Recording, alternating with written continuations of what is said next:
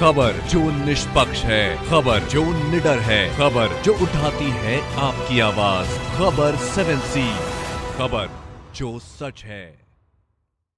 नमस्कार, विशाल पटेल के साथ खबर 7C न्यूज चैनल में एक बार फिर से आपका स्वागत है। आइए ले चलते हैं उत्तर प्रदेश की कुछ खास खबरों की ओर और दिखाते हैं उत्तर प्रदेश के अमरोहा जिले से डॉक्टर प्रथम सिंह की यह खास रिपोर्ट। यह तस्वीरें हैं अमरोहा जनपद के गांव छाबे स्थित आदित्य फार्म हाउस की, जहां एक निजी प्रोग्राम में पहुंचे यूपी सरकार में मंत्री डॉक्टर संजय कुमार निषाद ने कहा कि पिछले 70 सालों से कांग्रेस, बसपा व सपा ने हमारे समाज को छलने का कार्य किया है और बदले में मिला है डंडा, क्योंकि हमारे समाज ने उठाया था उनका झंडा।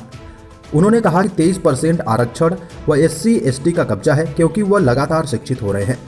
अब हम भी अपने समाज के लिए शिक्षण संस्थान खोलेंगे और आरक्षण में भागीदारी लेकर रहेंगे, क्योंकि हमारा एक बोरा वोट है तो बदले में हमें भी एक बोरा नौकरी भी चाहिए।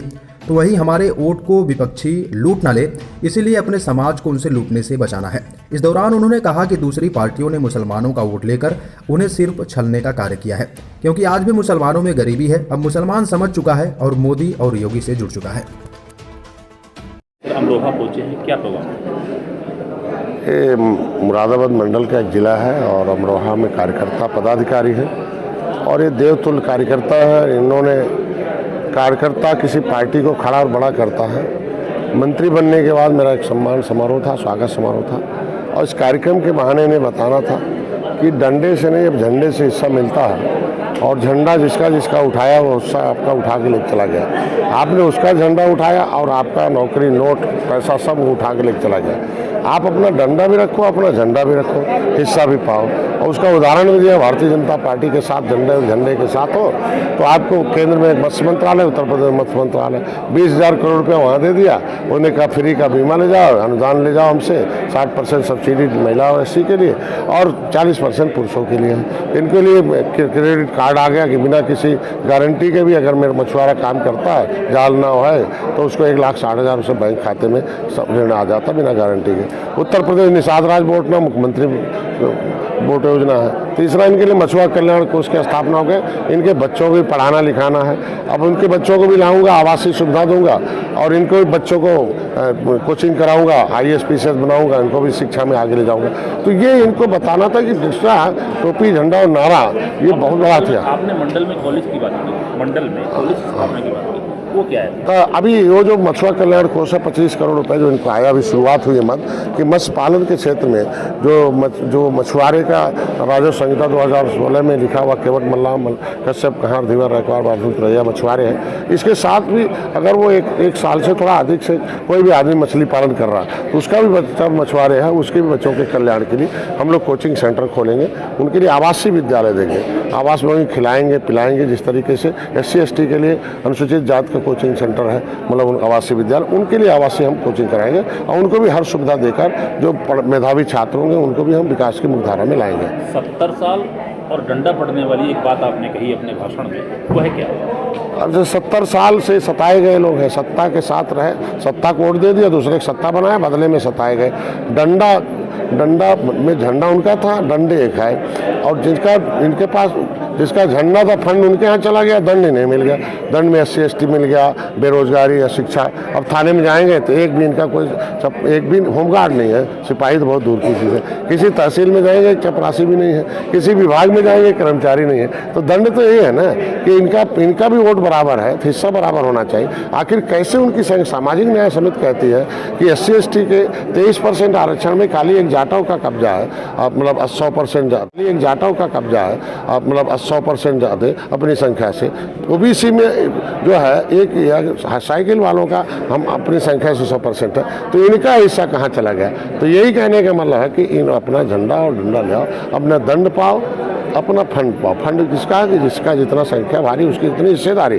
बसपा ने कहा लेकिन कुछ किया नहीं, लेकिन अभी तो इन्होंने केवल झंडा शुरुआत की उठाना, फिर भी देखो हिस्सा मिलना शुरू हो गया। अब आपका गठबंधन BJP से है, तो क्या वो गठबंधन। बोरा मिल रहा है कि नहीं मिल रहा है? बोरे की बात की आपने। तो मैंने कहा एक बोरा वोट आपका है और एक झोरा उनका है और बोरे भर वोट आपका था। अब कहाँ चली गई नौकरी पैसा? तो मैंने कहा आज के दिन में अगर आपका एक बोरा वोट है तो एक बोरा भी नौकरी आपके चाहिए, एक बोरा हिस्सेदारी चाहिए, एक बोरा आपका जितना हिस्सा बनता है वो भाषा है इनका पढ़ाने का। तो इनके कहने वाला भारतीय जनता पार्टी गठबंधन है। जैसे त्रेता में भगवान राम ने गले लगाया निषाद राज को और निषाद राज ने सेना दे के रावण राज, उसी तरीके निषाद राज के बन सकते हैं। तो आज के दिन में सहयोगी है तो उन्होंने गले लगाया और गले देकर ही निषाद राज के लोगों को न्याय है। आज के दिन में पहले इनको कश्यपवा कहा जाता था, तुरैवा कहा जाता था, खारा का, अब इनको कहते हैं आइए कश्यप जी आइए, निषाद जी आइए। अब जी लग गया, वही कितना सम्मानजनक इनको। तो इनको मान सम्मान स्वाभिमान चाहिए, रोटी कपड़ा मकान, ये सब भारतीय जनता पार्टी के साथ। 2024 में लोकसभा चुनाव की हर पार्टी तैयारी कर रही है। क्या ये जो आज की जो मीटिंग है क्या उस तैयारी को लेकर के है कि? निश्चित रूप से हम किसी को कुछ देंगे नहीं तो कैसे, लेन देन का मामला है। आज के दिन में हम अलायंस पार्टनर हैं, सहयोगी दल हैं। हम भारतीय जनता पार्टी को सहयोग देने लायक नहीं रहेंगे तो क्या सहयोग करेंगे? तो आज के दिन में हमने सहयोग किया, आपने देखा 2019-2022 में, और उन्होंने बदले में एक सीट से हमें 15 सीट दिया, 11 सीट जिताए और 11 सीट में हमने इतिहास में। तो आज के दिन में लोकसभा में अगर हम उन्हें वोट नहीं दिला पाएंगे तो काहे हमें वो सीट देंगे?